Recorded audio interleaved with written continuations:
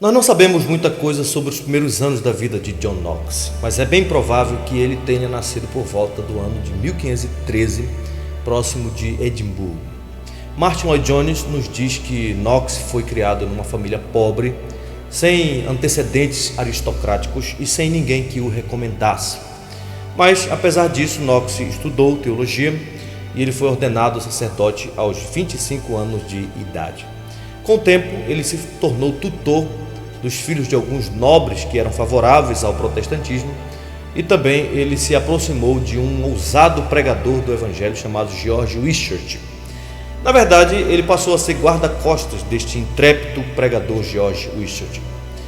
Também nós sabemos pouca coisa sobre a sua conversão, mas ele possivelmente foi convertido ao ouvir as palavras de João capítulo 17, versículo 3, texto esse que ele guardou para o resto da sua vida e no qual ele ancorou os anelos de sua alma.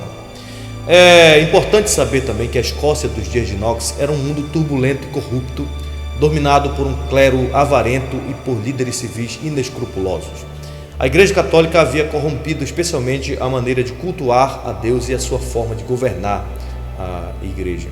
Naqueles dias, as pessoas se curvavam diante de imagens de esculturas, elas adoravam inúmeros objetos pagãos repudiados pela palavra de Deus.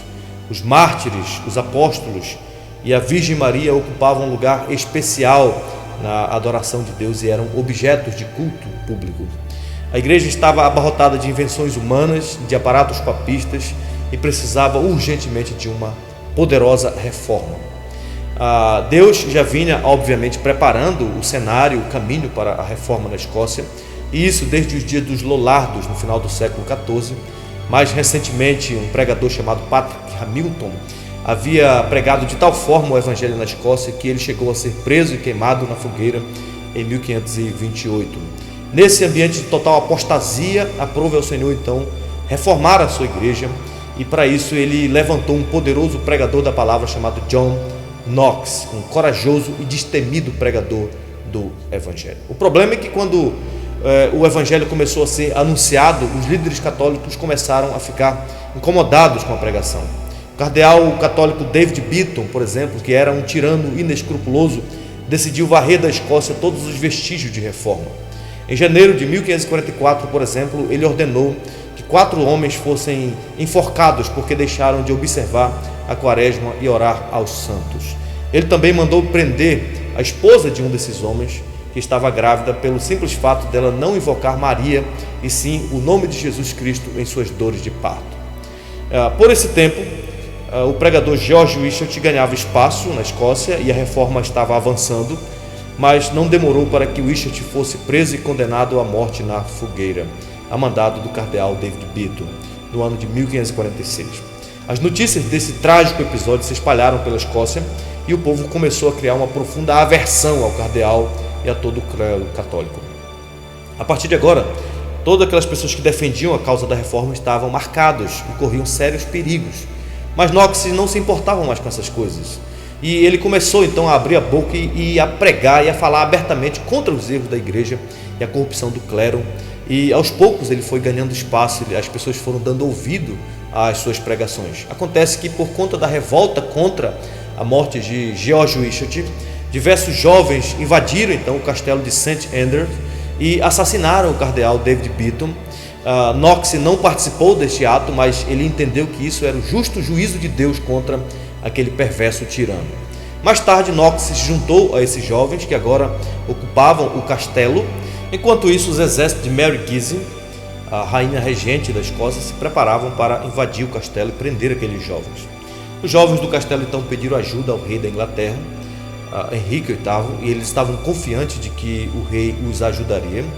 Por outro lado, Mary Guise, a rainha regente, pedia o apoio à corte francesa.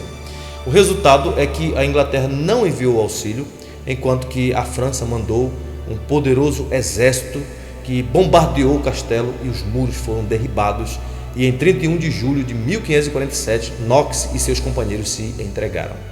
Eles foram então presos e condenados a viverem como escravos nas galés, acorrentados a um remo de navio. Ali eles eram tratados com toda a indignidade e com uma intensa crueldade.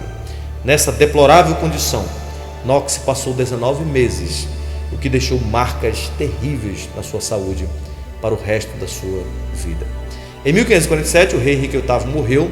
Ele foi sucedido por seu filho Eduardo VI, que ainda era um menino e por isso ficou sob a tutela de vários homens piedosos, e foi nesse tempo, em fevereiro de 1549, que os conselheiros protestantes da corte de Eduardo VI conseguiram a libertação de John Knox. Knox foi então para a Inglaterra e foi recebido com entusiasmo pelos líderes que buscavam uma reforma verdadeira ali. Ele se tornou um dos capelães da corte e a partir de então passou a pregar todos os dias da semana. Muitas oportunidades lhes foram oferecidas, as quais ele recusou, porque ele suspeitava dos bispos da Inglaterra. Em um determinado momento ele chegou mesmo a se desentender com o arcebispo Thomas Cranmer, pelo fato de que Cranmer dizia que no livro de oração comum que a postura correta para se receber a ceia do Senhor era ajoelhado, enquanto que Knox dizia que esse ato cheirava a paganismo e era na verdade uma invenção humana. Por esse tempo, Knox também foi enviado a servir como pregador em Berwick, na fronteira com a Escócia, e foi nesse período que se firmou como grande pregador. O rei Eduardo VI morreu e em 1553 foi sucedido pela sua meia-irmã Maria Tudor, a quem Knox chamava de a Jezabel idólatra. Essa mulher recebeu o merecido título de Maria Sanguinária porque ela era perversa. Maria era filha de Catarina de Aragão, ex-mulher de Henrique VIII, e ela queria restabelecer, portanto, o catolicismo na Inglaterra. E por isso, ela deu início a uma sangrenta perseguição contra os protestantes. E Knox e muitos outros tiveram então que fugir para salvar sua vida.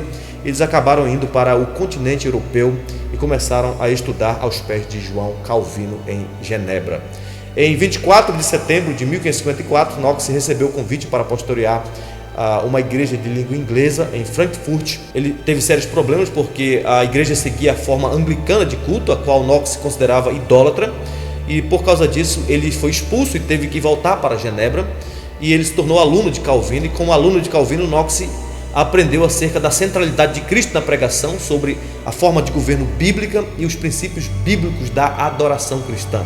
Agora sim, ele estava então pronto para a batalha pela verdade do Evangelho. Knox amava a Escócia e sentia forte desejo de retornar para lá. Por isso, em 1555, a pedido de alguns nobres escoceses, ele voltou e aproveitou a oportunidade então para casar com a sua noiva Marjorie. Knox começou a pregar abertamente a fé reformada ali na Escócia, declarando publicamente guerra contra a idolatria católica. Obviamente, o clero e a rainha odiavam as pregações de Knox, mas os escoceses viram em Knox o homem que o país precisava para reformar a igreja. Ele precisou voltar a Genebra, onde permaneceu de 1556 a 1559, e foi nesse tempo, em 1558, que ele, aborrecido com o governo de Maria Sanguinária, escreveu o livro O Primeiro Toque do Clarim contra o monstruoso governo de mulheres.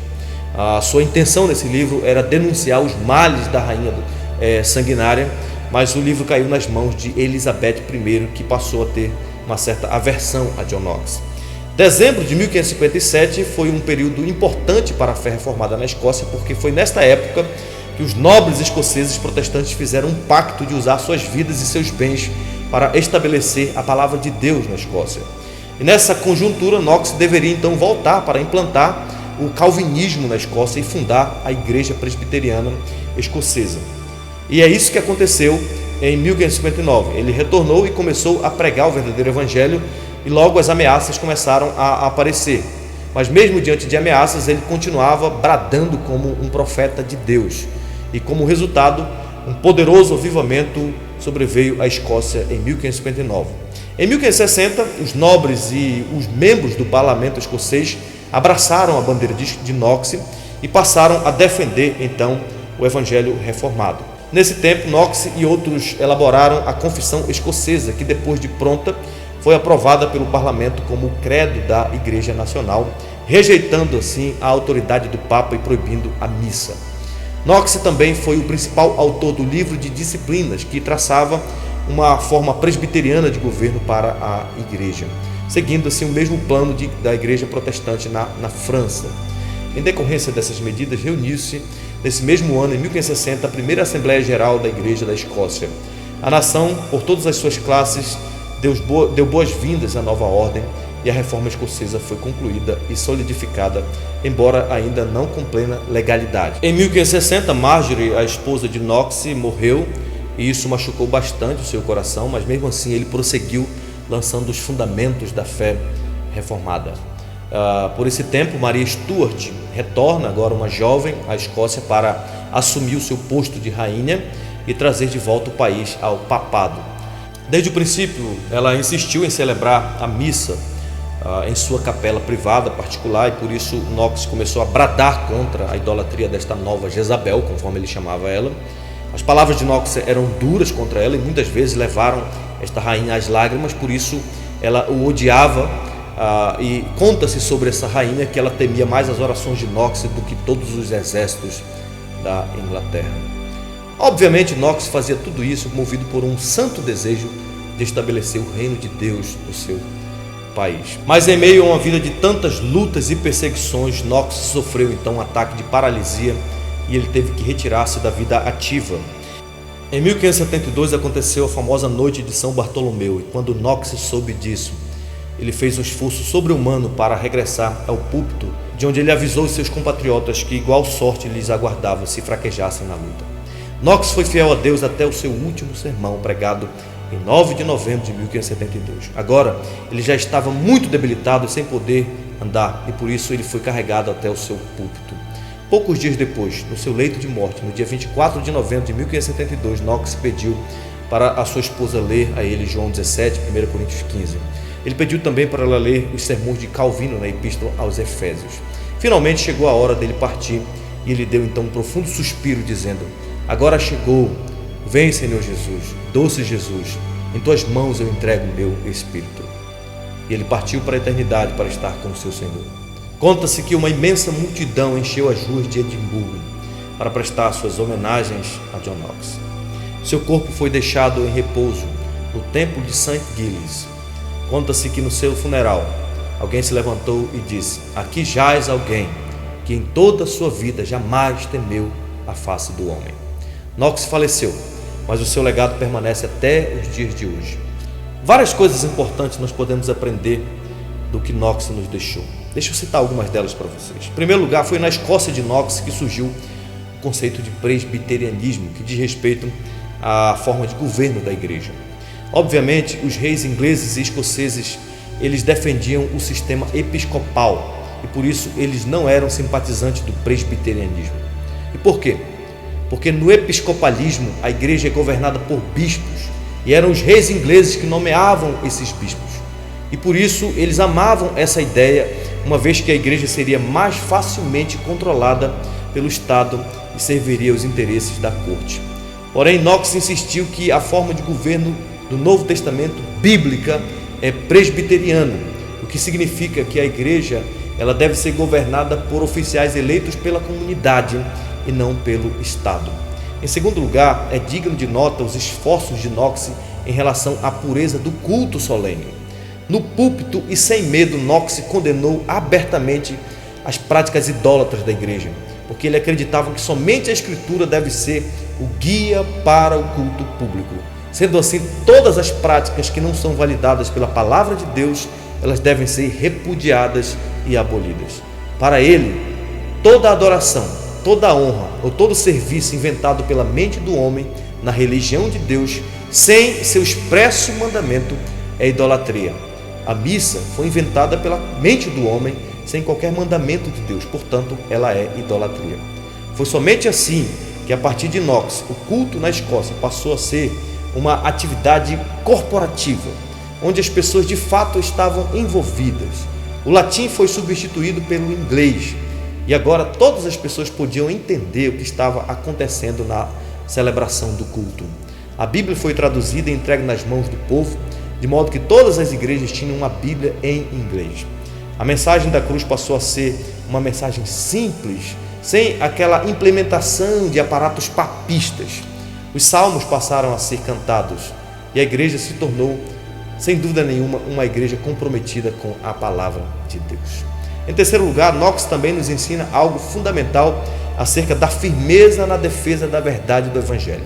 Knox entendia que o que ele ensinava estava fundamentado na palavra de Deus e por isso ele não temia a tirania dos homens. Dr. Martyn Lloyd-Jones, falando sobre John Knox, diz que ele nunca teve medo de ficar sozinho e de aguentar tudo sozinho. Ele não hesitava em ir ao púlpito e pregar abertamente contra aquilo que ele não concordava e que não estava de acordo com as Escrituras. Ele usou várias vezes a sua pregação para refrear a cobiça dos lordes da Escócia. Seu sermão tinha a capacidade de colocar o temor de Deus nas pessoas. Ele era corajoso na defesa da verdade do Evangelho. E por fim, nós aprendemos também com Knox acerca do seu profundo amor pela igreja do seu país. Conta-se que Knox orava pela igreja escocesa dizendo: ó Deus, dá-me a Escócia, senão eu morro. Por isso ele buscou forças em Deus para reformar a igreja do seu país. Isso é uma boa lição para todos nós também. Sem dúvida nenhuma, a igreja brasileira seria muito beneficiada se observasse a seriedade da pregação de John Knox, em especial no que diz respeito à liturgia e à adoração pública. Infelizmente, muitas invenções humanas invadiram o arraial de Cristo em nossos dias e o culto solene foi paganizado. Deus se transformou em um objeto de manipulação e satisfação do egoísmo humano. Mas com John Knox, nós aprendemos que o homem por si mesmo não pode decidir como Deus deve ser adorado. Somente Deus pode determinar isso. E se isso é verdade, então que todas as práticas pagãs sejam abolidas, repudiadas e rejeitadas urgentemente no arraial de Cristo. Somente o que Deus ordenou em sua palavra deve ser levado a sério e defendido como parte integrante da adoração de Deus. É nisso que cremos e é nisso que nós permanecemos.